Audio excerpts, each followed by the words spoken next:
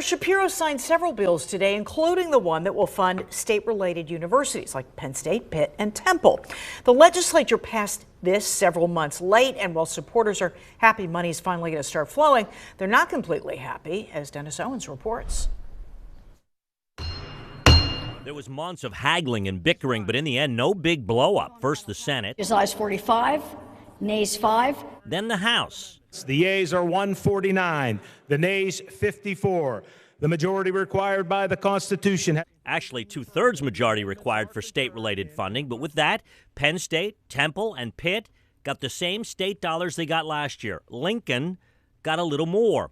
14 of its students marched 66 miles to the Capitol this week, urging lawmakers to free up their funding.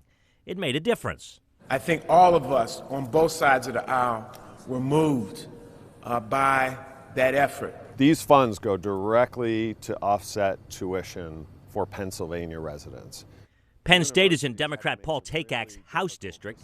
He says the school asked for a 47% hike, was offered 7% if it agreed to freeze tuition, but settled for no increase, no strings for a fourth straight year.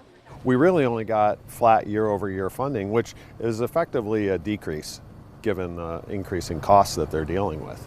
But a number of House Republicans, citing cash-strapped parents, wanted the schools to promise not to hike tuition in exchange for a promise for more money. Takak calls that bad precedent. We, in my opinion, shouldn't be telling the Board of Trustees what they can and can't do with students. Funding the so-called non-preferreds is now off the to-do list, though many would have preferred more cash. So nearly 6 months into the fiscal year, funding is finally approved. Fair to say all of the schools hope that the money is more on time next year.